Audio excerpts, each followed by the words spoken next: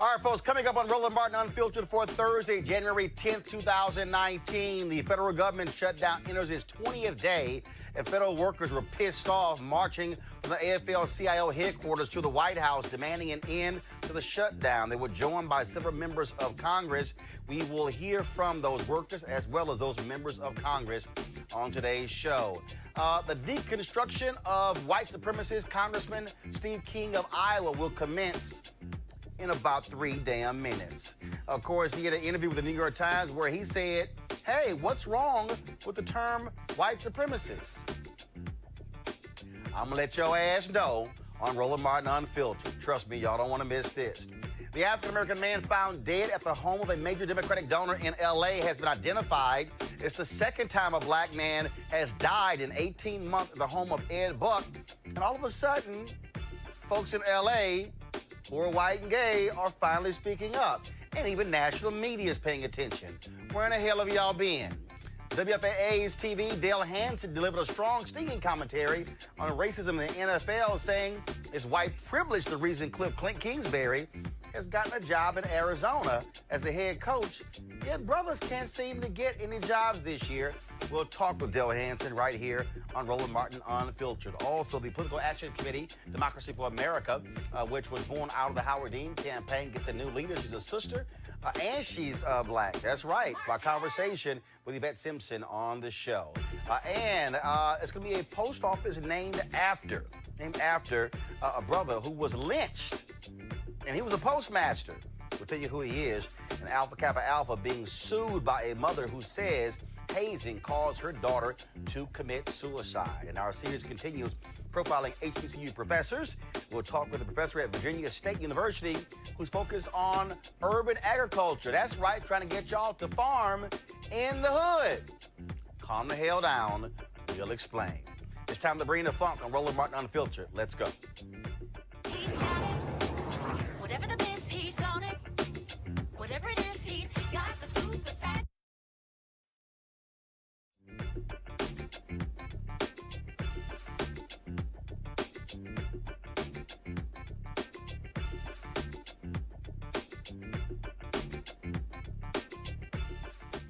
All right, folks, so the partial government shutdown enters its 20th day today. Tomorrow's going to be day 21, which will match the longest shutdown in American history.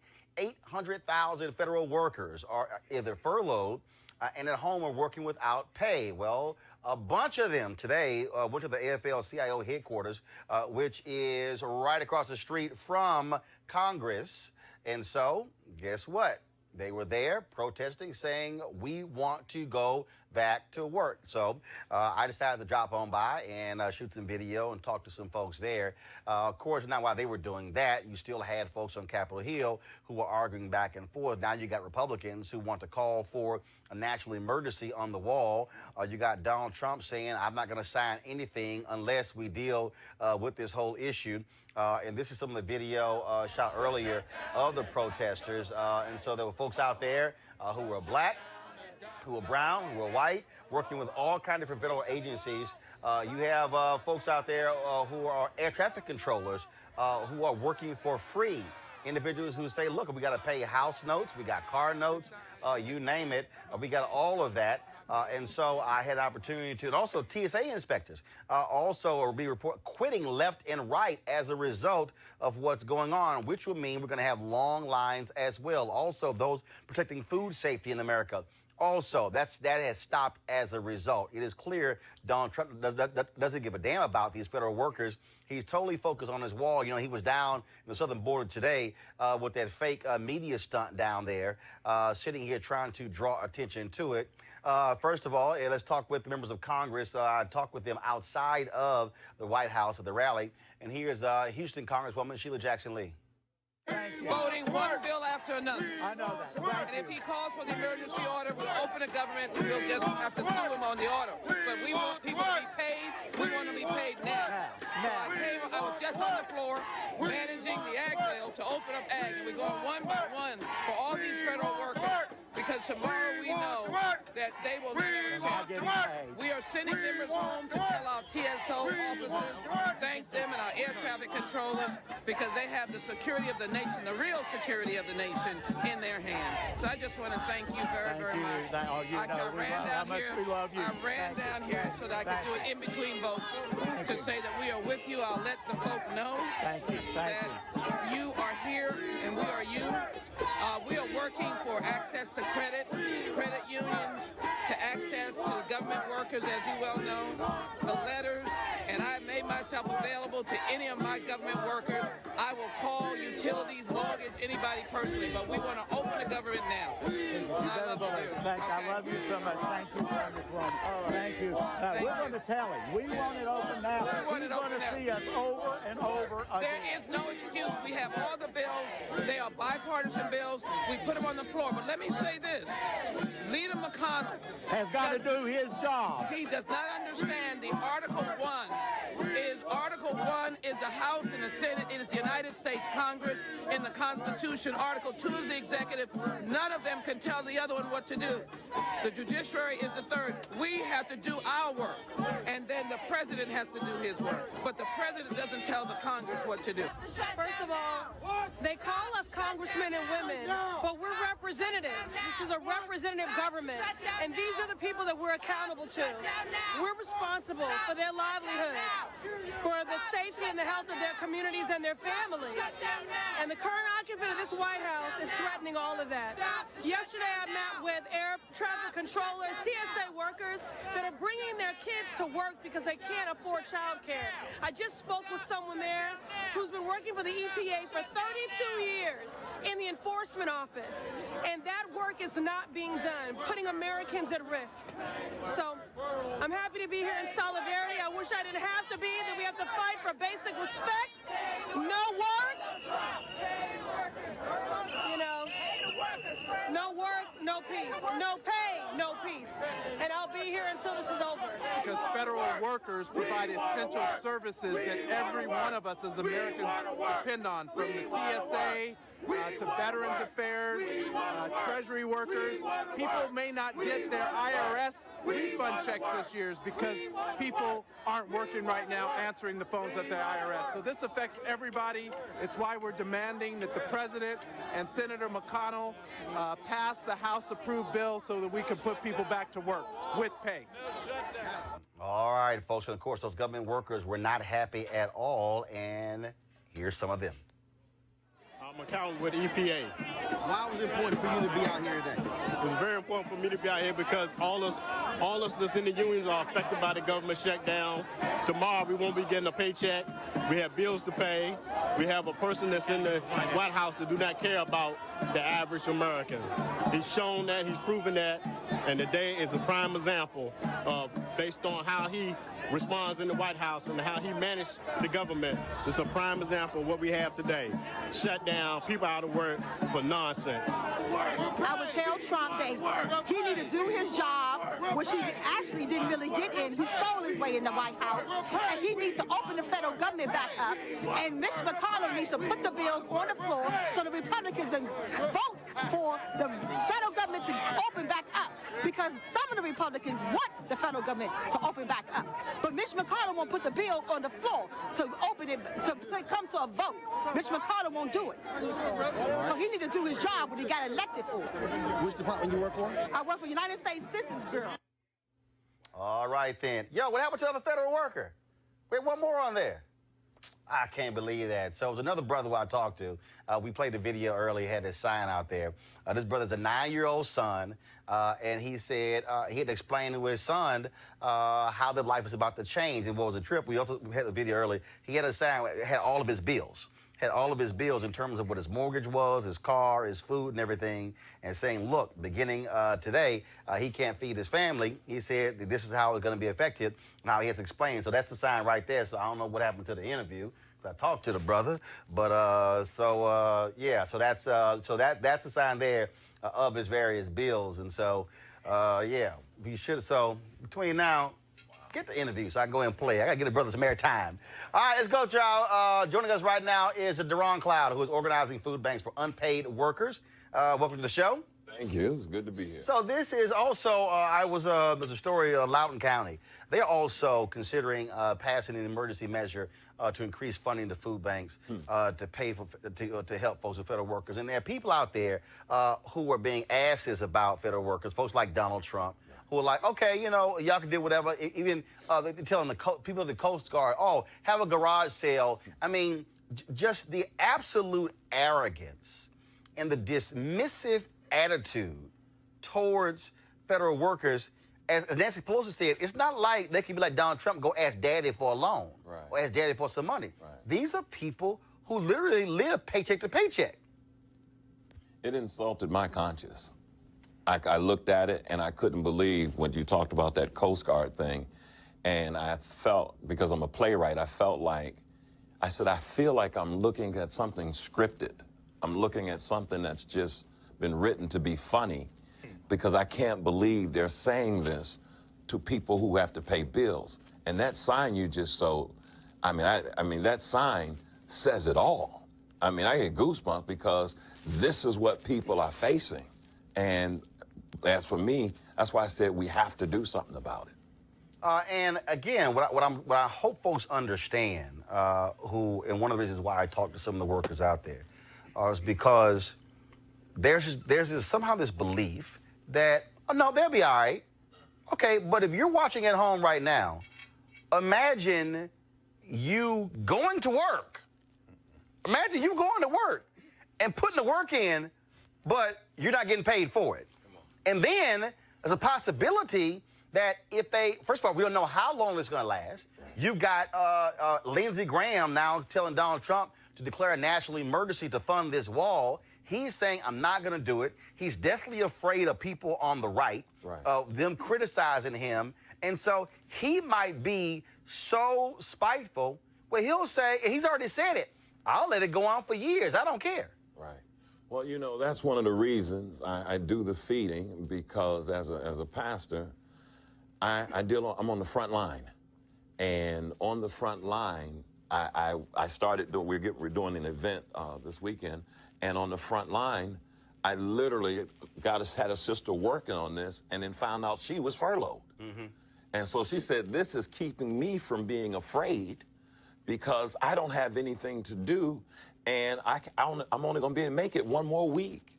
And I realized this is impacting so many people psychologically as well, because they've done all the right things. And then if you play by the rules and then you're getting screwed, it just hurts everyone. I'm going to bring my panel here. C.J. Jordan, Senior Vice President, Government Affairs, Steptoe Group. We also have Cleo Monago, Social Political Analyst and Activist, as well as Dr. Greg Carr, Department of Afro-American Studies at Howard University. And again, if you're watching mainstream media, they're having a process conversation. They're having a piss and match conversation. But when we talk, and then they go, okay, federal workers, not getting checks. But the reality is, these are human beings with families, with children, husband, wives, girlfriends, boyfriends, significant others, single, married, I don't care what it is. And when you talk about how we all shop, most folks don't go shop and then you got enough food to last you 2 months. You're buying food on a week by week or 2 weeks at most. And so if you're all of a sudden now talking about, I can't even feed my family, that is a fundamental issue for 800,000 people. Brother, when you show that sign, $1,100 for child care. Did you see that? $600 for insurance. That conversation with that 9-year-old son is involving your health. Man, and we're talking domestically. Let's talk internationally. I've got friends, and we all have friends, probably y'all know, in the State Department who have been assigned to embassies in Africa. I'm running errands now for people they're furloughed in Nigeria, in South Africa, and these are working class black folk.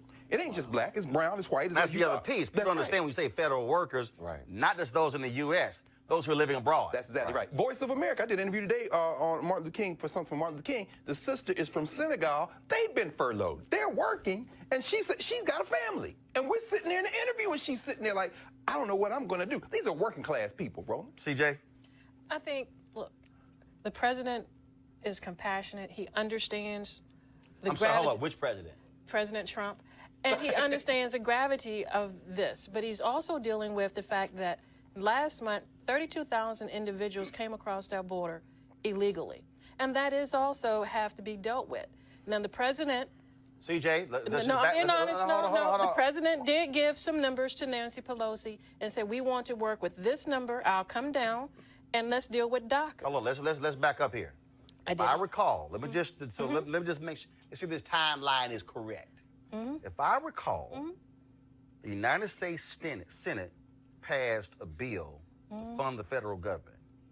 It passed 100-0. They had the assurances of Vice President Mike Pence that Trump was going to sign it. Yes or no? No, that is absolutely correct. Okay, so the Senate passed it. It then went to the House, right? That is absolutely correct. But while it was going to the House, Ann Coulter and Fox News lost their minds and said, oh my God, what is he doing? He shouldn't do this. He then, on a Thursday, goes, okay, I'm not going to do it. Sorry, Paul Ryan, I'm not going to sign this. So then the Republicans in the House then passed a bill that had border funding. Yes or no? That is correct. And then Mitch McConnell said, the hell with this, we going home. We already passed the bill. So the person, and tell me if I'm correct or not, I want to make sure my memory is correct. Was there not a meeting in the Oval Office where Trump, the man you just said is compassionate, he is compassionate, told Senator Chuck Schumer and Representative Nancy Pelosi, y'all don't worry about it. I'ma own this shutdown. Did that happen? That was his words out of his mouth. So who lied? I don't think anybody lied. No, hold up. Oh, no. Did Vice President Mike Pence say to Republicans and Democrats, hey, y'all go ahead and pass the funding bill. He's going to sign it. At the end Did that happen? That happened. So who lied? He didn't lie. But how did he didn't lie? Because if he told them he's going to sign it, but then the next day he sends a tweet out and changes his mind, how is he compassionate? How is he also compassionate? He's very compassionate, and he has a prerogative as the commander-in-chief to change his mind. But hold up. How is he compassionate when this man literally like, hey, you know what? Y'all got to deal with it. He campaigned on it. But how and he campaigned on what? Mexico paying for the wall. On border security. No. He said, he told us. Security. I'm just checking lies right now. Go ahead, brother. He told us. He told us Mexico paying for this wall. And he has a prerogative to Has change Mexico paid for this wall? No, Mexico hasn't paid. So hold up. So who didn't lie? He didn't lie. How's he didn't lie? No, it's because if he said Mexico paying for the wall. At the end of the day, what the president also said that in the bill dealing with NAFTA, he would also have Mexico come. I'm sorry, hold up. Has that particular, first of all, NAFTA no longer exists because he got rid of it. But the new one. But the new one. Hold up. Hasn't been completely signed. Oh, stop right there. So how can you say he's going to get funding out of something that has not been signed yet? And that's because Nancy Pelosi. Hold up. But wait a minute. Hold on. Hold let up. me finish. Didn't that deal get signed a few months ago? It got signed, but waiting on Who was in control of the House a few months ago? Congress. Republican Who was Congress. in control of the Senate a few months ago? Republicans. So what the hell were y'all doing? We was working. We're not propaganda. At the end of the day, when the president looked at and his advisors looked and found out that, wait a minute, the bill that the president had promised to sign that was passed by a Republican Congress did not have border wall funding. Hold up. What? But who was in control of the Senate? But it did. Look, hold up. Who was in control of the Senate? It did not have funding CJ, for the wall. who was in control of the Senate? We were. Who's we? Republicans. And did y'all vote for the funding bill? They voted, but the funding for the wall was not in it. But hold up. He didn't ask for the funding for the wall. Yes, and Vice President Mike Pence said, it's fine, y'all can go ahead and pass it. They didn't spend the money that they got for the funding for last year. The only answer to any of this is simple. It's very simple. It's propaganda. CJ, it's not propaganda. Since 1986, we've been waiting for funding for the wall.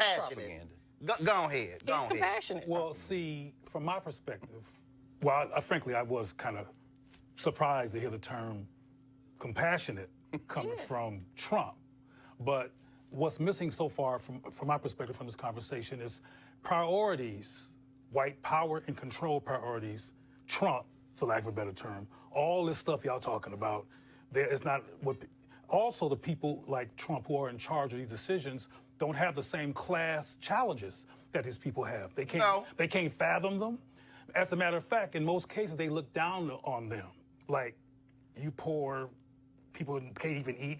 You're not even that valuable. But what's interesting about even though the white farmers in Iowa, who he screwed with the tariffs, can't get their checks. Right. But we're going back to priorities again because were white farmers there today? No, federal workers. Oh, exactly. But even though the white farmers were not there today, the white farmers are affected based on what you said. Precisely. But the white farmers, no matter how psychotic it looks to us, if we don't have their priorities, they're on the side of the white power and control agenda. Oh, yes. Which is why they're on the side of the wall. They don't care if they're starving to death and lose the rest of their teeth. They want to stay in control, and they want white people to be in control. That has nothing to do and those about poor control of people white going folks. through. Oh, yes, it does. But this whole wall thing is an irrational white supremacist reaction to controlling the border. Well, no, there's some things. Well, that's a whole other topic. But I'm trying to understand, CJ. If more people are here illegally because they've overstayed with visas, and if more drugs actually come in through points of entry. In fact, today, he had all these guns that were laid out that came through points of entry. Not across the border, the wall-less border. No. Through the ports of entry. Airports. It's like... Fentanyl coming through So Canada. he's lying. He's lying. No, he's not lying. It's not coming through airports? No, I'm not saying that Well, no, those but guns are not but coming. he's saying it's not. Are No, you got saying it is? guns and drugs coming across the border. No, you still come have on some. now. Okay, actually, let me help you out. Guns and drugs drugs ain't ain't coming across the border, actually coming under the border. Well, through the tunnels. And Which a again, wall ain't stopping because the wall's not on- going to drill down depending on how far 100 they feet go. deep. The worst drugs are coming in through airports. They can't be checked. They're coming Okay. from China. And I guess what I They're don't coming from China, understand. they're I don't coming from understand. Nigeria. Go ahead, But Doc. at the Go end of the ahead. day, we're dealing with a population movement, and that is a crisis. boy. Right, and right. And humanitarian- 800,000 people And who so- Americans can't feed their and family. At the end of the day, Brother, go the ahead. president wants a wall, and he campaigned on it. I'm CJ. I'm still stuck on. Roland asked you 6 to 7 factual questions, and you had to give an answer. And I need to understand, and this is wonderful for me to be here. How do you say compassionate when that man got to tell his 9-year-old things is about to change? Where the hell is compassion? There is compassion. Where? There is compassion. I understand it's a very difficult choice. No, please name compassion. I am saying again. What is compassion? Compassion is, at the end of the day, keeping a promise that he campaigned on. I understand that it's a very... so that Well, has hold nothing on. to Let do me with finish. compassion. Let me No, that has finish. nothing to do with compassion. I understand that he made a very tough decision as leadership, because in leadership, you make tough decisions. And that tough decision that he made is the fact that at the end of the day, he wants the funding for the wall and come to table on DACA. But you're talking about follow through. This This is classical cognitive dissonance It's propaganda. It's propaganda. Because I'm sitting next to That's you all and it I'm is. saying to you, It's not when you say Sure it is. compassion, and you see that man put that sign out there, and that man says, I'm going to finish what I'm saying. I cannot pay my rent, my insurance, my child care is $1,100, $600, and this president says, you know what, put this on me?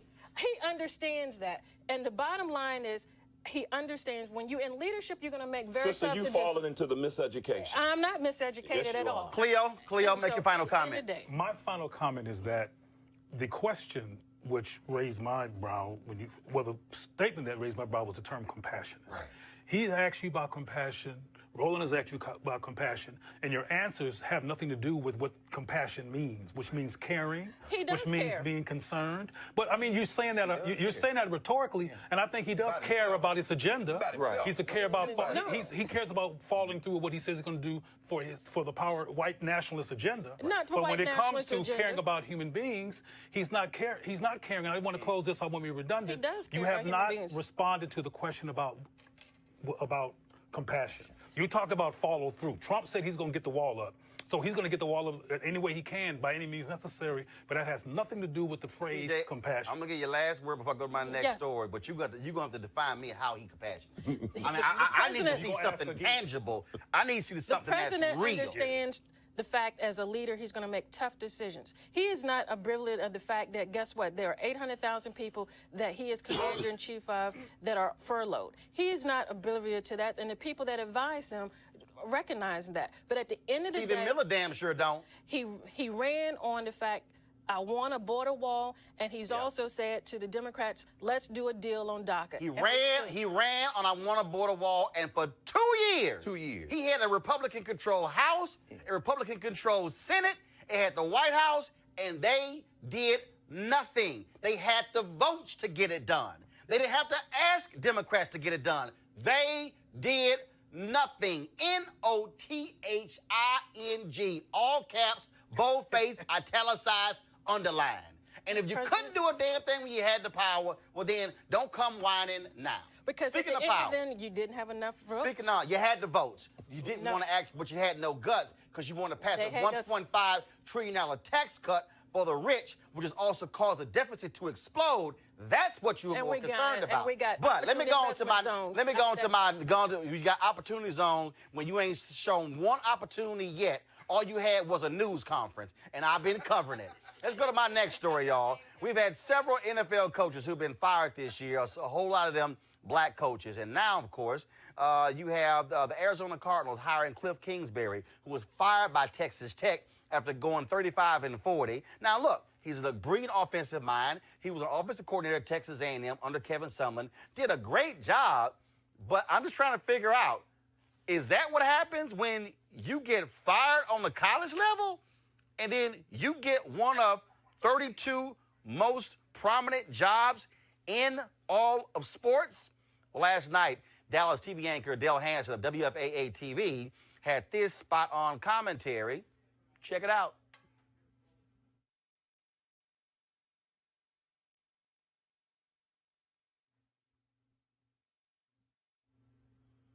Okay, I have no understanding what's going on with the technical issue. So what we'll do is, instead of seeing the commentary, let's just go ahead and talk to Dale Hansen himself. Dale, how you doing? I'm doing fine, sir. I'm doing fine. All right. Well, haven't seen you in some time since we are on the golf course there in Dallas, but good to talk. First of all, look, now they tell me we had a commentary. Lord Jesus. Oh, okay, so y'all play the commentary, then I'm coming back to Dale. Been a lot of criticism of the Arizona Cardinals hiring Cliff Kingsbury as their new coach. Even my guys Mike and Jonah have been questioning that hire. But Kingsbury fits all the criteria to be a head coach in the NFL. He's an offensive genius, he's young, and he's white. And not necessarily in that order. There have been 6 new coaches hired so far, all white, and 2 coaches of color they are replacing. Stephen Wilkes, fired in Arizona after just 1 year. Vance Joseph in Denver after just 2. But Cowboys coach Jason Garrett is in his 9th year, apparently because he wins so much. A lot of people don't understand how Kingsbury can have a losing record at Texas Tech, no NFL experience, and get one of the 32 NFL jobs. But getting fired at Tech doesn't eliminate him from moving up, at least it doesn't to me. I've had 11 jobs in my life, been fired from 8 of them, and moved up every time. And I am arrogant enough to tell you, I think Channel 8 was right to give me another chance. But I am the product of white privilege in America, and I've never denied that I wasn't either. If they made a poster, my picture should be on it. Getting fired at one place and getting another chance isn't the problem. But young, talented coaches of color not getting the chance, that's a huge problem. The covert racism of the NFL ownership group was so bad, the NFL had to make a rule so that minority coaches could at least get an interview. Cowboys secondary coach Chris Richard has been interviewed, and there are reports saying he might get the Miami job. After what he's done with this Cowboys defense, how could he not? Unless it is true, what black parents have been telling their children for decades now, you have to be twice as good to go half as far. I dream of the day when those parents are wrong, because now they're not. All right, joining us right now is Dale Hansen. And Dale, here's what's stunning to me. What's stunning to me is black coaches are told, go through the system, pay your dues, be a DB coach, be a line coach, and then all of a sudden, get a head coaching job, go to a Division I school, hopefully get one of those jobs and work your way up. And this is, and again, Cliff Kingsbury, nice guy, But there's no way in the world on his resume that the guy has earned to be an NFL head coach. No, he hasn't. I like Cliff Kingsbury. I've talked to him several times, and I do think he is one of those young offensive geniuses that the NFL wants. But there's just no question. My argument is not against Cliff Kingsbury per se. It's against the opportunities that he gets, and so many talented young coaches of color do not get the opportunity. I mean, I do think the Chris Richard situation will be a good test. What Chris Richard has done with the Seattle Seahawks and then coming to Dallas, and what he's done with this defense and being in a position of such a high profile with the Dallas Cowboys, if he can't parlay that into a head coaching job in the NFL, and yet Cliff Kingsbury can, then I think we've identified the problem. Well, same as Eric Bieniemy. I mean, here's a guy who's an offensive coordinator and has done a hell of a job and has paid his dues over a significant period of time. Then also, here's the other issue, because the thing trickles down, that a Kingsbury, or let's say Art Briles' son, who's a hot offensive coordinator who now's at Florida State, well, guess what? Same thing. Charlie Wise's son gets to become an offensive coordinator. I think he's barely 24 years old. And so I always say, well, show me the black guy who's 24 or 25 or 27 who's a brilliant offensive mind, and that also happens. So you have black coaches who don't even get the offensive coordinator jobs in college to even get in position to be a head coach in the college level, and then you can't get on the pro level. Well, this has always been the argument, and I do think it's what President Bush first said. It is a soft bigotry of lower expectations, and I think we see that all the way through. I asked former Cowboys coach Tom Landry this years ago as to why there wasn't any black quarterbacks in the NFL, and his answer was that there aren't any black quarterbacks in college. There aren't, at that time, not many black quarterbacks in college because there weren't many black quarterbacks in high school. And when there was a quarterback who played in college, when they went to the NFL, they are almost always pushed to play wide receiver, to play cornerback or safety. I think there is this soft bigotry of low expectations that has permeated the entire system for a long time. We're starting to see it change. But if you don't give a coach an opportunity to be an offensive or a defensive coordinator, if you don't give that coach an opportunity to be a head coach at the college level, how are they supposed to go become an NFL head coach? And yet I've heard people today actually make that argument that if they want to be a coach, they have to become a coordinator. If they want to be a coach, they have to be successful at the college level. And Cliff Kingsbury, as much as I do like the young man, Cliff Kingsbury breaks all of those rules. He wasn't a coordinator, no NFL experience. His record at Texas Tech, as you pointed out, was a losing record. He never improved his defense to become a winning coach, and he jumped straight to one of 32 jobs in America. Well, it's a broken system, and somebody needs to fix it. Well, and again, people criticize Colin Kaepernick and others for protesting police brutality, but the reason they even have the Rooney Rule is because they were threatened with a lawsuit from the late Johnny Cochran and other attorneys. I was also talking to an NFL writer, Dale. This is what he told me. He said, in the history of the NFL, there has never been a club president who's African American. I'm sure there has. Not a single one.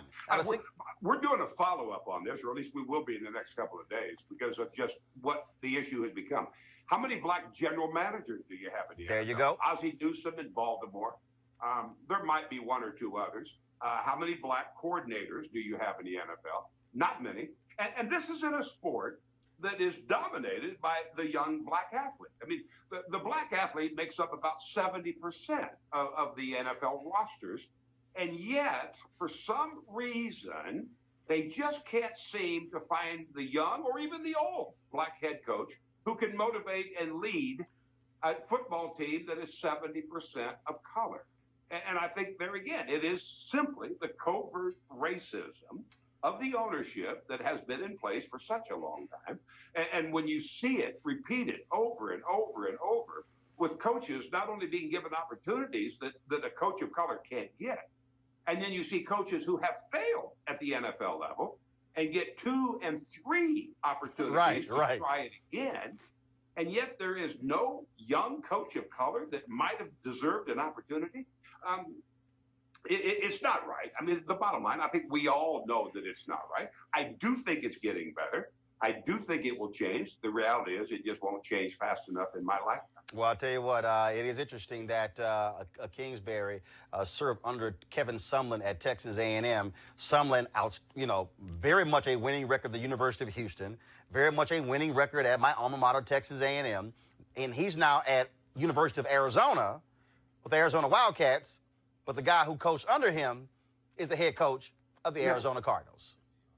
There's a lot of those examples. I mean, there are a lot of them, as you well know, and I don't know how we break this cycle, but I mean, it is, and it's true in all of society. When you mention there are no black presidents, the presidents, let's assume for the moment, are doing the hiring. They tend to hire people who look like them. Yep. And it's true in every aspect of society. And that's why we need to break this down, to level the playing field. I don't think anyone is asking for more than what they're entitled to, and that is simply an opportunity. That's it. A chance to compete. That's all anybody really wants. And I think we need to figure out a way to do that. As James Brown said, what's the line, Greg? I don't want nothing. I don't want nothing. Just open the door, and I'll get it myself. All right, Dale Hansen, keep calling them out. We appreciate it, man. Thanks a lot. Tell everybody in Dallas what's up. That's right, bro. Will do, Roland. Thank you. All right, take care. Go ahead, Cleo. Y'all can argue if I want to, but We will. Let's look at this from a racial behavioral perspective. The people with the athletic prowess in most of these sports are black. They outshine everybody else in terms of their capacity to get on these fields and do their thing. White people have to have relevance too. Since they can't have the same level of racial relevance and capacity as most of these brothers who are and sisters when it comes to tennis and other means of sports, if they can't do that, they got to be the ones in control, or else they can't handle the whole situation. Did that make any sense to anybody? Did I lose somebody? As the plantation leader. Yes, exactly. The NFL is a plantation. Exactly. I haven't watched the snap in 2 years, and I don't plan on watching. I haven't watched it in a long White college football is a plantation. Absolutely. Watch this. The Rooney Rule, named for Rooney, owner of the Pittsburgh Steelers. This is important. When Dale mentioned Tom Landry, one of the quarterbacks he didn't have to compete against was Jefferson Street Joe Gilliam. There you go. Who led the Pittsburgh Steelers to a 4-0 record before they gave the job to an affirmative action candidate out of Louisiana named Terry Bradshaw. Joe Gilliam was developed by his father, one of the great offensive minds of HBCU football, Joe Gilliam Sr. The NFL coaches in the summertime used to go to the HBCUs and pick the brains of the black college brain trust at the HBCU level. Where am I going with this? Very quickly. Coach at Florida A&M. FAMU. FAMU. Grambling, of course, Eddie Robinson. They lived on the sidelines in the summertime. This is what happens. The labor of the NFL and white plantation college football is black. They also put on their staffs black men to pick their brains, offensive minds who are backfield coaches, who are line coaches. So they have the brothers there to keep and then as you get closer to the top of the plantation, just like on a plantation, the guy with the whip, the overseer, the coordinators are white, and the owner of the plantation hires the plantation overseer who is the head coach. What am I saying with this? There are plenty of black coaches. They pick their brains for, look on those NFL staffs and look at who are closest to the labor, and that's where you find the genius. But they would never be allowed to run it because it's a plantation. Well, it's because they're geniuses in black that white people say, okay, they got all the prowess, but we got to run this. We have to have relevance. And this is what, CJ, go ahead. Oh, I'm hoping, and Dale is correct, but I'm hoping that going to the Super Bowl and the first owners meeting, that the commissioner brings some of the older folks who were around in the league, like a Harold Henderson and others, to come in and say, look, we need to make some changes. This is very prevalent. Everybody's talking about it. And the Rooney Rule needs to be updated. And some other things they need to have a closed-door meeting. No, here's the deal. First of all, no, they really do. What you just described, they've literally done numerous times. What this is, these are... Again, I go back to what I just described, what I said with Dale. There's never been a black club president, which means the highest, Ozzie Newsome with the Baltimore Ravens, who's retiring, that's the highest if you black, the highest you can get, you're going to be a GM. Or you might be head of a player personnel, but you ain't going to be club president because he is owner and is club president. That's what this is all about. And this is about power. That's right. It is about economic power and control. Because it is about the fact that not only Because see, that's also who determines who gets drafted, who gets paid, how they get paid. Reverend Jesse Jackson Sr. has said for years, the reason black people have excelled football and basketball and baseball and tennis and golf, he said because the rules are clear, they're transparent, and they're published. He said in basketball, the court is 94 feet long. The length from the free throw line to the rim is the same in an NBA arena, a college stadium, and a high school gym. The three-point line is different on the college and the pro level, same distance. It's 10 feet high, the goal. You get the same timeouts I get, you get 5, I get 5. Now it's time to play ball. The difference is in every other aspect, even in sports off the court. Your court is 85 feet. Mine is 105. Your rim is 7 feet. Mine's 12. And then black people will go back and we'll practice. Follow me. We will. We'll say, all right, y'all done moved to go from 10 to 12 feet? All right, cool. I'm going to go back and work out, and I'm going to work my butt off to dunk this damn ball 12 feet. Yes, sir. Then when we come back after we worked out, then they like, oh, my bad. It's now 15 feet. Right. So then black people got to go, it'll move the damn goal up. Okay. All right. Okay. All right. You know what? Okay. I'm going to go back, and I'm going to train for that 15-foot goal. And then you go bust your butt and train. And then when you come back, they go, oh, we dropped it to 11. So now you overshoot the damn rim. That's the story of black people off the court in sports, in corporate America, in media, in politics, in every avenue. You talked about Trump earlier. That white boy is doing stuff Obama could never do. Why? Because Obama's a brother. Hell, Obama couldn't even wear a damn tan suit. Well, these folks losing their mind. Couldn't get network. In America, there's a standard for white men in America, for white women in America, and everybody else is after them. Now go ahead. Yeah, I wanted to ask you a question in terms of if there was a black president of the NFL, what kind of power would he have? Well, again, though, first of all, even as an NFL commissioner, the commissioner works for the owners. Okay. That's the problem. So the commissioner has power. Okay. He has leverage. No, let me correct that. The commissioner has leverage. The commissioner has influence. Owners got power. He works for them. The problem with the NFL is ain't nobody black in the room. Because when the 32 get together, you've never had a black NFL owner. So you don't have somebody black. See, it's just like when you have a board of directors. You used to have a whole bunch of all white dudes. And all of a sudden, black folks got on boards. Well, then the white folks on the board couldn't say the same stuff they used to say because you had somebody going like, hey, hell up. It's true. Hopefully you had a brother who would say that because you got some who are not conscious. Right. But the reality is, when black folks have had a seat at the table, we've been able, as Thurgood Marshall said, we've been able to bring all of our blackness to bear. Right. So the conversation now changes because we're here. For the NFL, when the owners go into a meeting, Goodell got to lead a room. He's staff. But Roland, how many black athletic superstars in the NFL during their period of play or even after their period of play has raised the issues that you raised? Oh, a number. Challenged the system? A number. But here's the problem. Here's the problem. Again, there's a difference between influence, leverage, and power. So let me just use Michael Jordan. Michael Jordan is called the greatest basketball player of all time. Michael Jordan used to get pissed off with Jerry Krause and Jerry Reinsdorf in Chicago. Reinsdorf was sensitive to Michael Jordan's criticism, but he let him know, I'm the owner and Jerry Krause is the GM. So what happened when Michael Jordan came to D.C.? Abe Pollan owned the team. They sucked. They had never made money in their whole damn existence. Michael, how he walked and talked and how he rolled, ticked off Abe Pollan. In fact, when Michael was a player, when they had a strike, Michael lashed out at Abe Pollan and said, damn it, if you can't make money with the team, sell it. Abe never forgot. Nope. So Michael stops being in management. Michael, all of a sudden, goes back and play. Arena sells out. The Washington Wizards, from Bullets to the Wizards, made money for the first time ever. Wow. Michael says, I'm done playing. Michael says, I'm going back and get my job.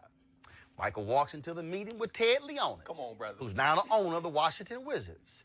Ted Leonis to his right, Michael Jordan sitting right here. They sit across from Abe Pollan, and Michael says, I'm ready to come back to be head of the club. Now, Michael, we go in another direction. We appreciate all your contributions. Yep. And in fact, Michael, here's a check for $10 million, and we thank you for all that you've done. Remember the article, Roland? Michael It said Jordan he sped out. Michael Jordan sat there. Come on, Michael Jordan sat there. Was like, whoa, hold up. I'm Michael damn Jordan. I got 6 rings. Abe Pollan said, thank you very much. We go in another direction. Michael Jordan walked out of the room, left the $10 million check on the table. Come on, brother. Bolted out of the stadium, got in his Jaguar, top down, sped off the lot, mad as hell. Mad as hell. Abe Pollan taught Michael Jordan ass a lesson. Sure did. You might be a player, and you might be the greatest of all time. You got leverage. You got influence. My ass on the team, I got power. Why do you think Michael drove away? What did he do? Michael was pissed off. Right. You know what he did? No. You know what he did?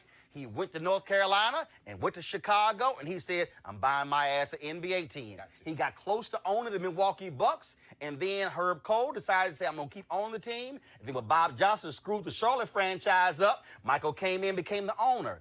That's the difference. Yes. Power is about who owns. I get it. And that's why they're called owners in the NFL. I Bro, get let me it. ask you a question. So individuals have influence, as you say. Kurt Flood did the same thing. No free agent in every free agent in professional sports need to know Kurt Flood's name when he bucked the St. Louis Cardinals and created modern free agency. And very few of the current players Oh, no. went to his funeral. That's exactly right, did not. Let me Why ask you is a question. Well, I mean, they don't. This is where the ignorance of history is a burden. The labor is black and brown. What would happen if they exercise collective power? I'm thinking about Eric Reed, That's who's what been I'm drug saying. tested a billion times, and the union didn't say it. I agree. I'm just asking. I agree with collective, but again, if you want to use your slavery analogy, this is how the system is set up. First of all, the NFL, out of all professional leagues, has the shortest career span. Okay? Shortest out of baseball and NBA. Yeah. Shortest. Okay? Second of all, it's the only one out of the top professional leagues that does not have guaranteed contracts. Third, it's the one that has the most severe injuries long term. That's true. And so if the average NFL career is only 3.5 years, you are not going to sacrifice one of those years. Get your money. But again, it is That's it. But here's the deal. And they know that. That's right. And here's the other piece. What they'll do is they'll say, okay, say something. Your ass play special teams. I'm going to cut you. They also, Colin Kaepernick was one of those top. Same Colin Kaepernick. They did, no, we're going to teach your ass a lesson. Okay? Colin Kaepernick is being whiteballed. He's being taught a lesson. That is a my name is Kunta. No, you're going to say Toby moment. Yes, indeed. They want Colin Kaepernick to say Toby, which is why when he had his deposition with the Houston Texans and the late owner Bob McNair, he wore his Kunta Kinte shirt to the deposition. That's what's going on. This is a power thing. Yes. So as long as no black person is ever sitting in an owner's box, you're not going to have anybody in those meetings checking all white owners. That's the reality of the NFL. Well, the slavery metaphor that he uses is just, unfortunately, extremely perfect. Which is why Bill Roland wrote the book, $40 Million Slaves. Yeah. Well, CJ, final comment before I deal with white supremacy in your party and the House, but go right ahead. It is my hope when they do have the owners meeting that those African Americans who are minority owners of some of these teams participate in the owners meeting and have a very They're not owners. But have a frank conversation. So whether that's Venus and Serena Williams that have minority Miami Dolphins, you got Kirby John Caldwell, who's a minority owner with the Houston Texans. You got very few African, right. These people are not compassionate. And they are compassionate. Well, again, you got people there, but I'm just saying, you got folks there, but the problem exists in terms of really, again, it all boils down to power. All right, speaking of power, y'all, there are 435 members of the United States House of Representatives. Okay, the U.S. House is supposed to represent the people. There are 100 United States senators. Now, we have lived through a nation. First of all, this year in August, we will commemorate 400 years of people of African descent being in America when the first 20-odd Africans arrived in Virginia in 1619. That will happen this August. But what happens when in the same year, 2019, and an avowed white nationalist, white supremacist, is sitting right there in the United States House of Representatives, and the Republicans don't say a damn thing?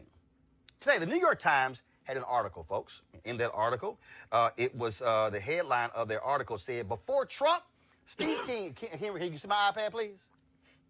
Before Trump, Steve King set the agenda for the wall and anti-immigrant policies. Steve King has served in Iowa for the last 9 terms. This is a quote from that very article in today's New York Times. White nationalists, white supremacists, Western civilization. How did that language become offensive? Mr. King said, why did I sit in classes teaching me about the merits of our history in our civilization? Y'all, let me say that again. That's Steve King, who is a member of the United States House of Representatives. Now, as a result of Steve King's comment, he was criticized. This right here is a quote from Justin Amash, who's a member of Congress. Quote, this is an embrace of racism, and it has no place in Congress or anywhere. That's Justin Amash, who is a Republican who hails from he's from Michigan. Okay, now let me go ahead and pull this up because Liz Cheney, who is the daughter of former Vice President Dick Cheney. She is a member of Congress. She is over the House Republican Conference. She hails from Wyoming. This is what she tweeted. These comments are abhorrent and racist and should have no place in our national discourse. Steve King asked how terms white national and white supremacists became offensive. Let me say that again. Liz Cheney, the woman who is criticizing Steve King, is the chair of the House Republican Conference, which means she's in the House Republican leadership. Y'all gonna get that in a second. Now, when you talk about Steve King, this ain't the first time Steve King has said these things. This is Kevin McCarthy, the current Republican leader in the House.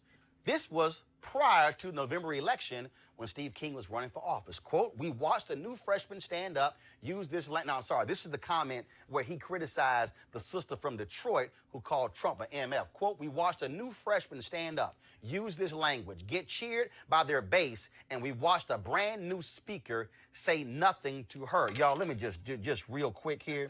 Let me just go to my iPad since we on the air, and let me go to Kevin McCarthy's Twitter feed. And let's see here. I am looking at a tweet he sent out 1 hour ago, nothing about Steve King. 6 hours ago, nothing about Steve King. Okay, I'm sorry. Now we at 1 day.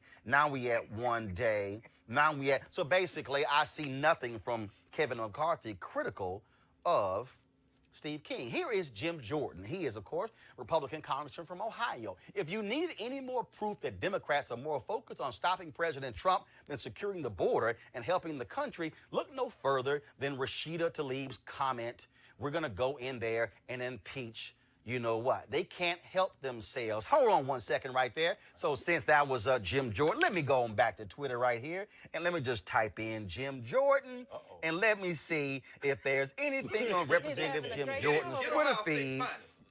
Let's see here. I'm looking on here. Here we go to my iPad. Let's see. 37 minutes ago, nothing. Let's see here. 4 hours ago, Nothing. 5 hours ago, 5 hours ago, 8 hours ago. No, that's nothing from Jim Jordan. Now let's talk about Mike Huckabee. This is what Mike Huckabee, Governor Mike Huckabee, formerly of Arkansas. You know, Mike Huckabee, Southern Baptist Convention minister. Mike Huckabee, daddy of the current press secretary, Sarah Huckabee Sanders. Mike Huckabee, former Republican presidential candidate. This is what he said: disturbing, anti-Semitic, Palestinian Rashida Tlaib. There's never been a nation called Palestine, erases Israel from map in her office. And on first day on, Congresswoman screams obscenities about Donald Trump. Do Dems support this bigotry and hate? While we are here, let me go ahead and go to my iPad and pull this thing up right here. Y'all just bear with me right here. Let's see. Mike Huckabee. You can go ahead and just take the iPad so they can see me typing in Mike Huckabee, just so they know. Governor Mike Huckabee, let's see here. An hour ago, a Jim Acosta tweet. Let's see. 6 hours ago, Trump at the border. 6 hours ago, fake news. Let's see. 8 hours ago, 10 hours ago, basically nothing about Steve King. Now, Senator Chuck Grassley of Iowa. He's the one who endorsed Steve King before the election.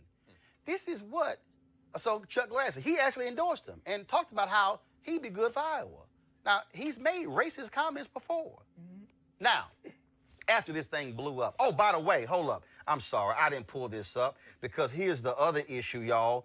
Because let's deal with our mainstream media, because y'all know we talk about this right now, Roland Martin Unfiltered. I was looking at, before we came on the air, I saw a tweet, and she is the media director for Media Matters. Her name is Liz Power. Let me pull up Liz Power. I need to show y'all this so y'all can understand how white supremacy is allowed to continue in 2019. Liz Power sent this tweet out across, and she said, boom, this was 1 hour ago.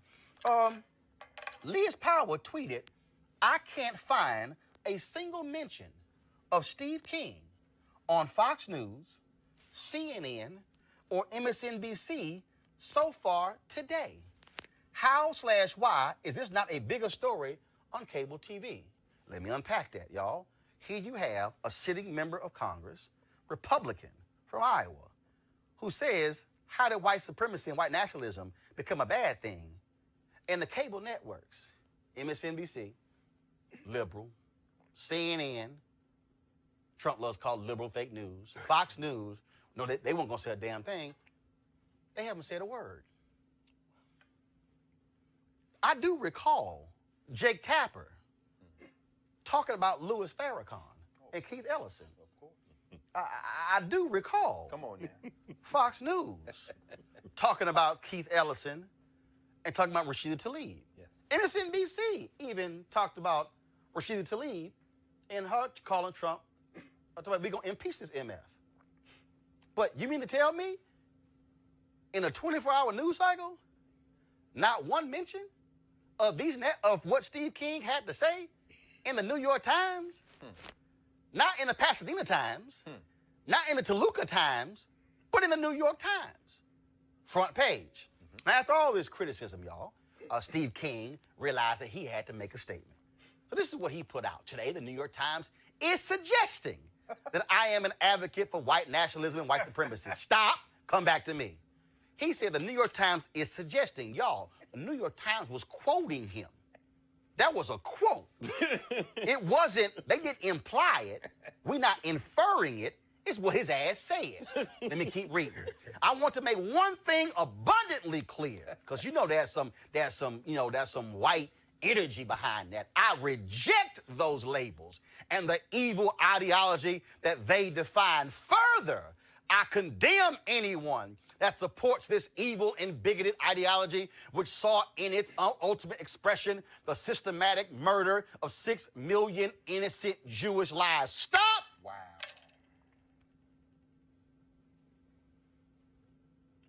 The systematic murder of 6 million innocent Jewish lives. First of all, the Holocaust happened in Germany. That's right. Did not happen in America. That's right. I'm not excusing that.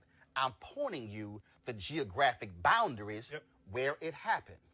Here is Steve King of Iowa tying this notion of bigotry and bigotry and racism to the Holocaust, yet Steve King in the same statement says nothing about the Holocaust that took place right here in the United States that created the United States. While you want to mention the 6 million innocent Jewish lives there, you could have mentioned King Leopold and what he did as a king of Belgium, what he did in the Congo. Oh, but I guess those folks don't count.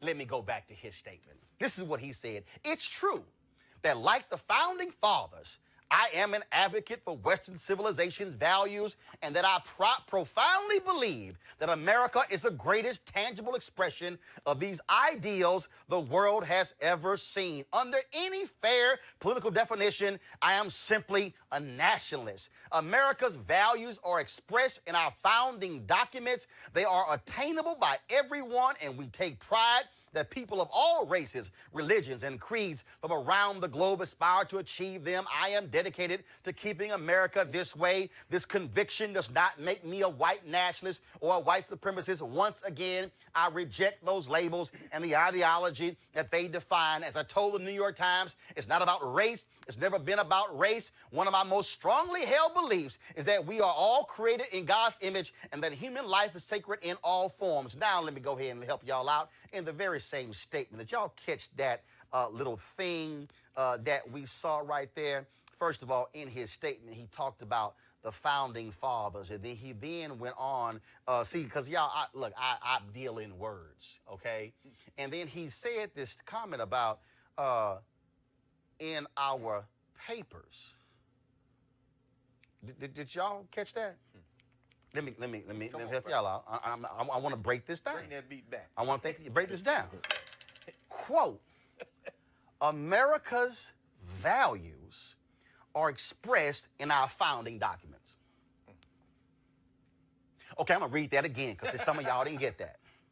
America's values are expressed in our founding documents.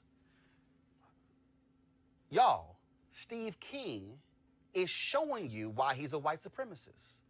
Because the founding documents of America excluded black people. The founding documents of America excluded women. The founding documents of America were all about white male landowners. The founding documents of America stipulated that members of Congress were to be picked, not voted upon, picked by other leaders. The founding documents of America said all men are created equal. Thomas Jefferson, the very man who then owned slaves and also felt that black people were inferior to white people. Yes, those are the founding documents. The founding documents of America put white supremacy in its very document. The United States Constitution itself is a white supremacist document because a nation was founded as a white nation for white men. He then criticizes the New York Times, yet in the same article in the New York Times, Steve King makes a comment saying, as he looked across at the Democratic Party, the new members in the House, he said in the same article, look at it, there's no place for white men in their party. But he said, my comment is not about race. So if your comment is not about race, why are you commenting that white men, for the first time, are the majority in the House Democratic caucus? Y'all, here's the real deal. When Steve King talks about Western ideology, what he's saying is we used to be a nation that was all about white men. And damn it, now we got to move the hell over for these Negroes and for these Latinos and Latinas and for the Asians and for the people who are Korean and Japanese and you from the Philippines and you from the Congo and Haiti and Bermuda and Latin America and from other parts of North America and from Haiti and from Africa and all these places. Why can't we go back and just be a nation that was for white folks, that was for white men, where we had all the control and all the power, and we controlled the schools and the government and the economy, and the rest of y'all could just farm the land and work for us and shut the hell up. That is what Steve King wants. But guess who hasn't said a word? GOP chairwoman Romney McDaniel. quick to criticize Tlaib, ain't said jack as a white supremacist in her party. Kevin McCarthy, nothing. Donald Trump, nothing. Mitch McConnell, nothing. So Republicans always ask, well, I don't understand why black people just feel that way about us. Why they so sometime? Because y'all ass sometime. Because you're going to criticize Tlaib for using motherfucker in reference to Trump, but then you say nothing about a motherfucker who's a white supremacist. Come on, brother. I need you to explain to me exactly who y'all siding with. Should he be censured? Yes. Ben Shapiro, conservative, wrote an article saying, y'all hold up, that's not quite what he meant. But then Ben Shapiro, in his reflexive nature, because he's been riding with the white supremacist Steve King for all these years, actually had to go back and reread what the hell he said. Then was like, oops, that was an update on my article. He then says he needs to be censured and he needs to be primaried in 2020. Why am I saying all of this? Because the 2019 Republican Party has essentially said, we welcome with open arms a white supremacist like Steve King. We welcome with open arms for him to be in our party. Matter of fact, we will see and hold him and cherish his vote as long as he votes our way.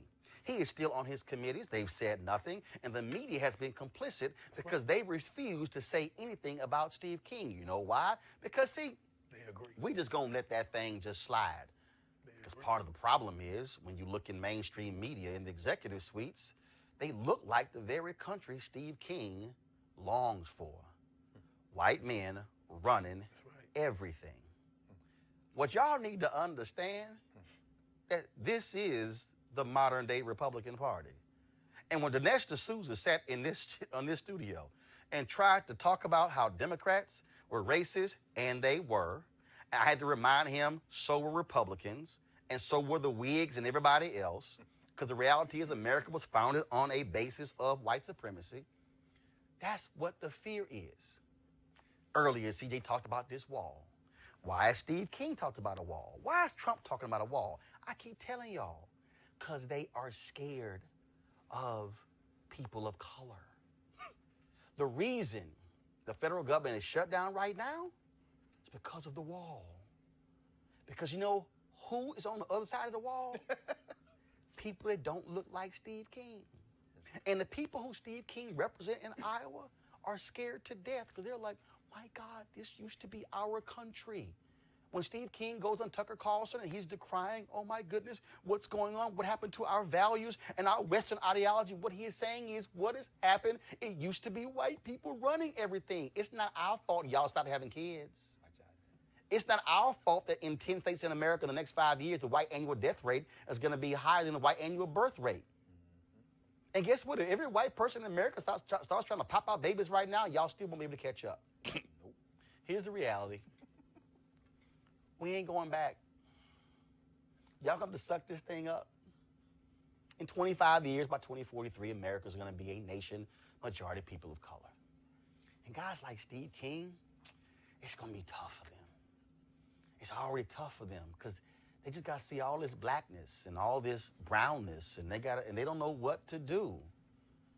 Because you're going to have to deal with the reality that Cortez and Ayanna Presley, Lauren Underwood, and all these brothers and sisters who not white men, they're not going to be like Toby. They're not going to bow down. They're not going to bend over. They're not going to pick cotton. They're not going to be sharecroppers. They're not going to say yes, massa, no, massa. They're not going to get off the sidewalk when you walk by. They're not going to give up their seat. Steve King, you are an avowed racist. You are a white supremacist. And as long as the Republican Party allows for you to be there in good standing, the Republican Party in the United States and every person who calls themselves a Republican, who says nothing, who doesn't call for him to be censured, who doesn't call for him to be condemned, you are agreeing with white supremacy. It's as simple as that. So all my black Republican friends, CJ, all of y'all, I just wonder if y'all gonna say anything. If y'all gonna call out the chairman of the party who said nothing, or your dear leader, the compassionate one, Donald Trump. He is compassionate. The reality is this. Steve King will not change. He will be who he is. Simple as that. Any comments from the panel? Well, I can say that the governor has said that she was not endorsing him for the primary. No, I'm sorry. I'm sorry. First of all, I read that story, and in that story, she said nothing about his present comments. She actually was referring. She said, first of all, I'm not endorsing. She said, I'm going to be neutral. But she specifically, she did not condemn these comments. Anything else? Bottom line is, he will not probably win in 2020. No. We're not talking about 2020. We're talking about 2019. Well, right now, he is a member. No. I understand that we he ain't is a member. jumping to the next Congress. And I'm We're dealing with let me finish 116. what I'm saying. He will not be a member. He will probably lose his primary in 2020. We're not talking about 2020, CJ. I'm talking about January 2019. I can hear. So all this talk like he might lose. Allow me to finish. They said he might lose in November this year. Allow me to finish.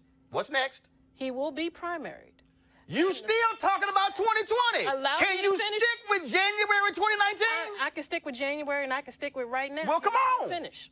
He will be primaried. But in the interim, he should be censured, and also the Democratic member as well.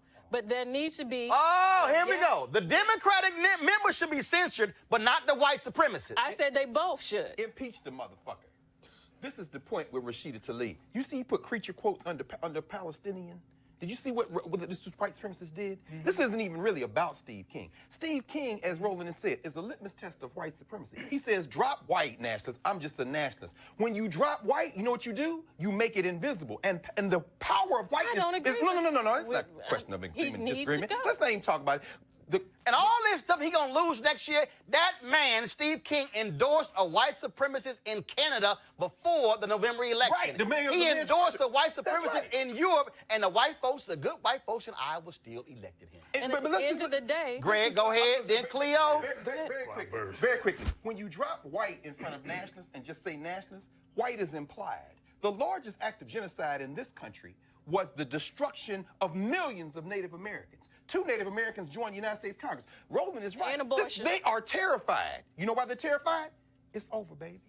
And any Negro running with these white supremacists is a servant of them. Cleo, then Deron. This would come up like this at the end of the show. But you mentioned earlier, Roland, that, and I already knew this, that what I call the white supremacist mainstream press has not covered this. At all. In previous shows, you had a guest on here who talked about, and I forgot the specifics about the stats, but we are heavy TV watchers, black folks. So we sit here... Like MSNBC, their ratings are up because they have the highest black viewership of any cable network out there. Go ahead. So my point is that, and I do a lot of work around the country interviewing parents and talking to children and college students about their critical thinking capacity and that they have a critical analysis about the society they live in, and frankly, most of them don't. They know about Beyonce and some other stuff, but they don't have a critical analysis. They don't recognize, for example, that there's no such thing as a reliable love story between 2 black people on TV. Got it. So my point is, which we don't have time to get into, is that I'm not sure about all of this stuff about whiteness is being dismantled. It's going to be taken over. Because you got to remember that South Africa... No. I didn't say it was going to be taken over. It's going to be dismantled. What I said is, what is scaring them to death or the demographic change. Sure, I know what you're saying. The power dynamic, and that's the issue, which why I keep saying to black folks, we better be on top of our game, because I don't want us looking like South Africa, where black folks got the power, but don't control, got the political power, but don't control the money and the other economic systems.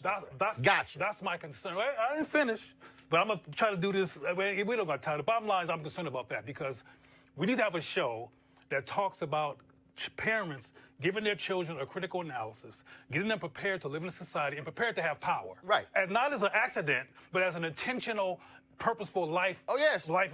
Because we're being trained, our kids are being trained every day through school systems, media systems to be anti-black. And there's a lot of anti-blackness in this society. One of the reasons in South Africa why white folks insisted on the children learning Afrikaans, because they knew that had a linguistic impact on their worldview, and that they would unconsciously agree with white supremacy. And it's a lot of black people who find white devils compassionate because they don't have a clear critical analysis of the evil of white supremacy. If we don't have that analysis, we're gonna be we're gonna outnumber them. Gotcha. But they still gonna be running things. Deron. You understand what I'm saying? Absolutely. We got to talk about that, or else we're gonna sit here, be dark-skinned white supremacists. Deron. You laid out this entire show. You laid out some of the most concrete arguments ever. I'm glad I was here. Logic. Because it was logic. And I realized, and that's why I'm doing this furlough event tomorrow, feeding families. That's right. Because what you're saying, what you just said, is that it's not going to end. Nope. And we're at war. And we decided if I can just say, we're going to feed families, give them haircuts and everything. We're going to feed families. We're going to give them haircuts. We're going to do it at Athletic Republic in Forestville, and we're going to shut down the gas station. And we're going, when I say shut down the gas station, we're going to pump every gallon of gas out in the cars tomorrow on 111. Because a week ago, I was watching this, looking at this stuff, and realized this ain't going to end. No.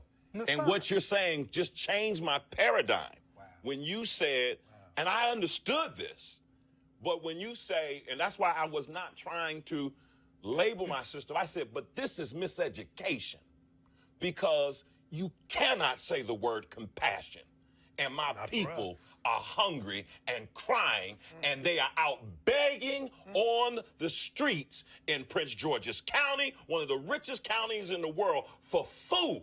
And I understand that. And we this hope is- that gets back at But it is compassion and this for white is supremacy. and this is That's why that's all I believe. And this It's is not what compassion this for is white why supremacy the either. reason I'm laying all this out as well, and I've done this in my speeches. We talk about the whole issue of anti-black. That has been a part of my speeches for the last several years, because where we are going, this thing ain't about 2020. This ain't about Steve King in 2020. This ain't about the re-election of Trump in 2020. I've been saying this since 2009, that this white fear, this anxiety, it's ain't about economic. Trump was elected because he pushed the buttons of white fear. That's right. That's what he did. That's why he won 53% of white women. That's why he won college-educated whites, because he was pushing the buttons, because what is so deeply embedded, and I'll dare say this, is some white folks who don't even realize it. They're just like, oh, no, that's just not me. No. But he pressed the right buttons, and this is all about where 2043 and 2045 and 2050, because America, since its founding and before its founding, was a nation that was constructed for white people coming from Europe, coming to a foreign land, destroying the native folks who were already here to establish their own homeland that was about whiteness. And the problem now, the demographic numbers have changed so dramatically that they looked up and said, oh my God, with the election of Obama, damn, that thing is now real. And so now so what happened? Trump comes along, Stephen Miller, that racist, is right behind him. The same Stephen Miller, where Richard Spencer, the white supremacist, said he was my mentor at Duke University. Don't think that ain't combined. He comes along and it's like, no, we're going to keep y'all out. Hey, can y'all send them Haitians back, them shithole countries? Can we stop the immigration from these African countries? Why does Paul Ryan try to get several thousand visas for folks from his native Ireland to come in before he leaves as Speaker of the House? Because they like, how can we import as many white people as we possibly can? Because these people of color are going to be taking this thing over, and we have controlled this since we were founded, and what in the hell are we going to do? And like I said to the white supremacist Richard Spencer, and I even had, I mean, real quick, I even had some Negroes try to tell me, you were scared to call yourself a black man when you debated Richard Spencer. Well, first of all, those of you who don't even know how to debate, I knew exactly what he was trying to establish, and so he wanted me to say I'm a black man, but I totally jacked him up when I said no, I'm a man. Because, see, he wanted to say, I'm a white man, I'm a black man. No, I want to let him know I'm a man. Because it threw his whole argument off. But y'all who don't know how to debate, some of y'all simpletons, y'all didn't understand that. But I told Richard Spencer, I said, you better go work out. Because we ain't going nowhere. And y'all going to have a fight on your hands. And that's what this is about. I just got a text. So this is what Kevin McCarthy has finally commented. Quote, Steve's language is reckless, wrong, and has no place in our society. That's what Kevin McCarthy said. And now, now, which king is this? I'm going to talk to my friend. Oh, and now Steve King is now issued his second statement. He might have as many statements as Kevin Hart. His second statement is, I reject white nationalism. I reject white supremacy. It's not part of any of my ideology. I reject anyone who carries the ideology. Well, then you got to explain to me why you endorsed the white supremicists in Canada last year. Why you endorsed the white nationalists last year. See, I'm just gonna just let y'all know. Get him, bro, the real I'm just gonna. He watching this show right now. I'm just gonna let you know. You can't have fleas all over your body and then say I wasn't sleeping with a dog. You can't.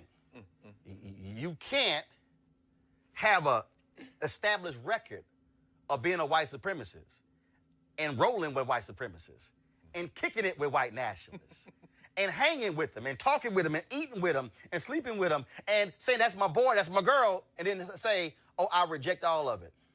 You don't reject that. Nah, boo. No. That ain't gonna work. No. Because, see, I done told y'all white supremacists this. Come on. I have told y'all white supremacists. And I'm real clear. I'm the reason y'all didn't want our ancestors to know how to read. Come on. Because when we know how to read, we can read your bullshit. That's right. And you been read, Steve King. And I'm just going to wait to see how many black Republicans have some guts to call out their own party for being quiet. I'm just going to wait for Liz Cheney or Justin Amash or Kevin McCarthy to be the first to call for him to be censured, not along with Rashida Tlaib. Right. On his own, because Steve King was a white supremacist before she was elected. He was a white supremacist long before she even thought she was going to run for office, because he'd been there 18 years. And he'd been a white supremacist the whole time. Folks, I was supposed to show you our HBCU story of Virginia State. I'm going to run that tomorrow. Also, our package with the sister who's the first black and the first woman president for Democracy for America PAC. I'm going to run both of those on tomorrow's show. This is why we also need you to support Roland Martin Unfiltered. I told y'all what Media Matter said. No cable network touched the Steve King story. This is why this show matters. We're able to break down our stories and break down our perspective. And so I want you to go to RolandMartinUnfiltered.com, join our Bring the Funk fan club. Every dollar that you give to join our fan club go to support this show, to make this possible. I appreciate we have more than 1,100 folks who are on YouTube right now. So y'all, it builds up. Y'all gonna make me go to a second hour because he's like, y'all slow coming to the show. But here's the deal. If y'all want a second hour, you got to also give to make this thing happen. I'm just letting y'all know. Same thing in church. All right, got to pay for these damn lights, pay for everything else. So go to RolandMartinUnfiltered.com to join our Bring the Funk fan club. We got Cash App, we got PayPal, we have Square as well. All forms to pay.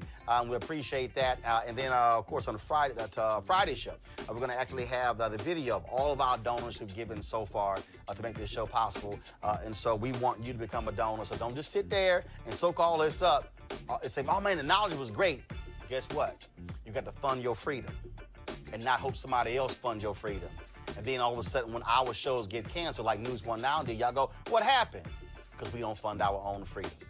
Deron, CJ, Cleo, Greg, always a pleasure. I appreciate it. Thanks a bunch, folks. If you want to see the repeat of this show, we're going to be on YouTube.com. And the reason I want y'all to go to YouTube, I'm just be real clear, okay? Y'all kill the music for a second. Real clear, okay? Periscope, we don't make no money, okay? Facebook, they ad program is horrible. We make more money when we show our show on YouTube. That's why I want y'all to watch youtube.com/Roland S. Martin. Become a subscriber, click your live notification. When you watch our clips and our repeats, watch them on YouTube. I do the first run on all 3 platforms. But until they're able to generate more money for us, if we get more money from YouTube, That's where I want y'all to go as well. And also makes all of this possible. So please do that. All right, folks, y'all have an absolute great one. I got to go. Black Brilliance. That's what the last hour and a half has been. Holla!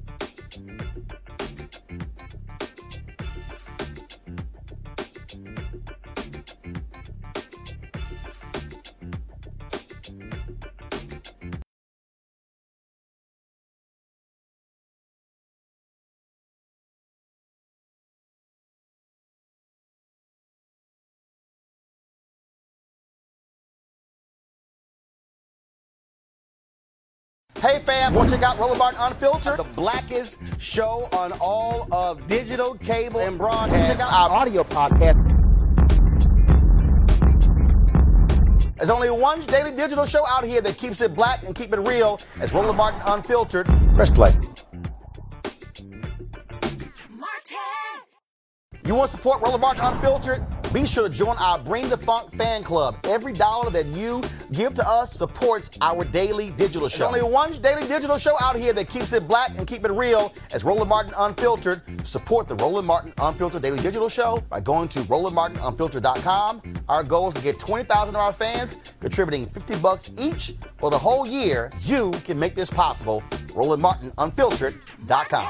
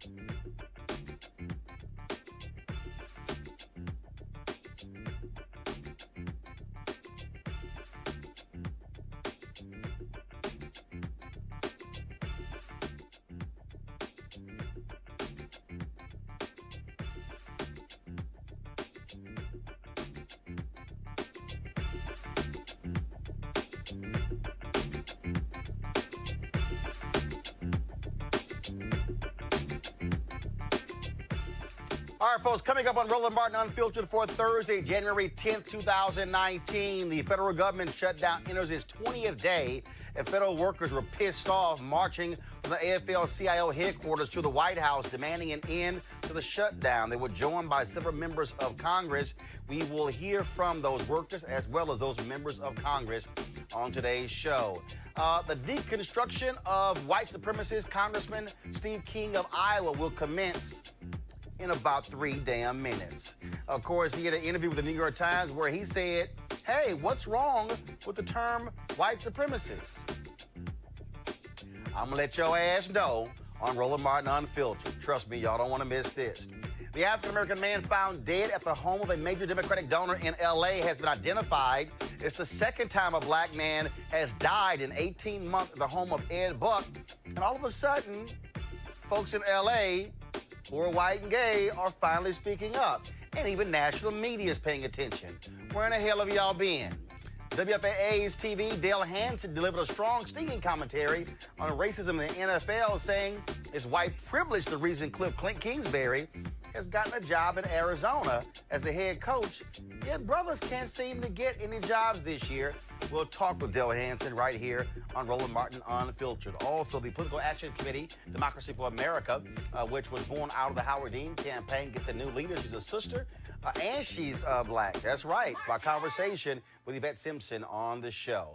And it's going to be a post office named after a brother who was lynched. And he was a postmaster. We'll tell you who he is. And Alpha Kappa Alpha being sued by a mother who says hazing caused her daughter to commit suicide. And our series continues profiling HBCU professors. We'll talk with a professor at Virginia State University who's focused on urban agriculture. That's right, trying to get y'all to farm in the hood. Calm the hell down.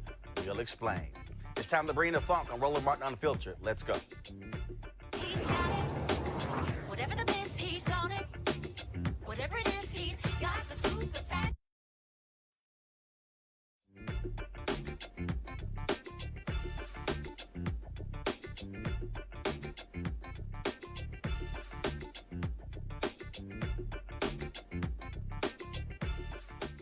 All right, folks, so the partial